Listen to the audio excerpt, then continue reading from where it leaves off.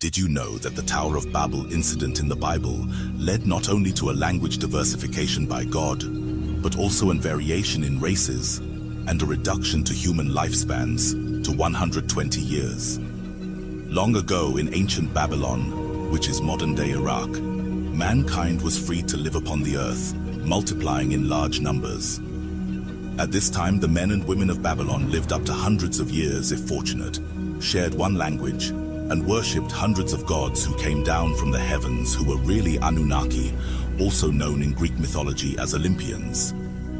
High above the mortal realm, Enlil, also known as Yahweh, god of windstorm and the Canaanites, observed the construction with a mix of curiosity and concern. He saw through their ambitions and unity that fueled the Tower of Babel's rise and recognized the danger it could pose, a perilous path to mankind potentially exceeding supremacy over them.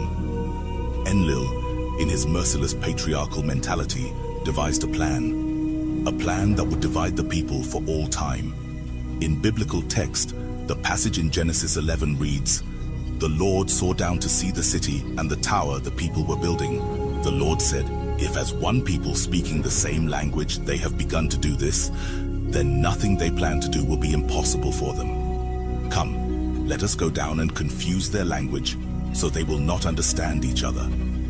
With a gesture of his advanced technological weapons, he summoned the winds, and a mighty tempest descended upon the tower.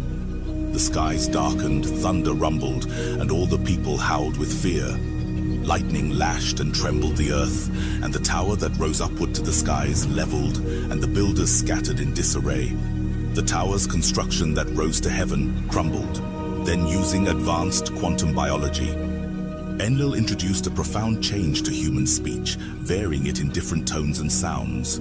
No longer would all mortals share one common tongue, or even the color of skin.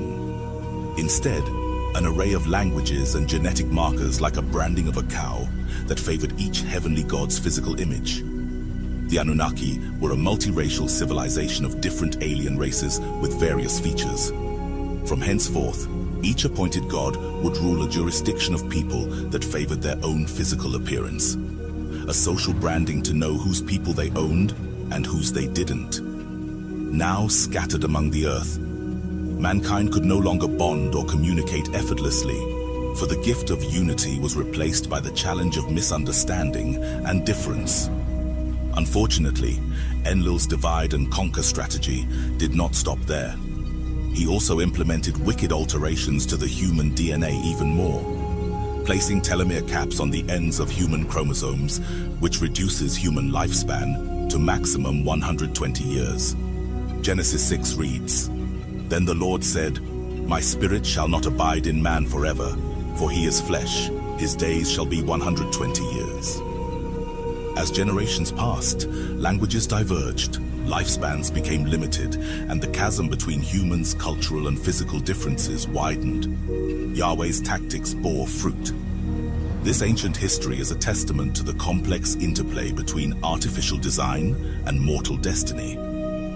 It is a reminder that the threads of our very DNA were woven with terrestrial tampering and the challenges that test the resilience of the human spirit.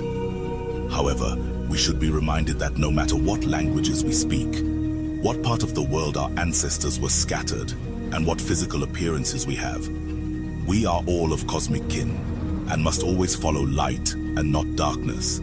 We are multi-dimensional beings that can never really die, but live on many lifetimes, dimensions, and galaxies. Energy is never destroyed, only transferred. Our next video will chronicle the horrific events from the Book of Enoch and the leading to the Great Flood.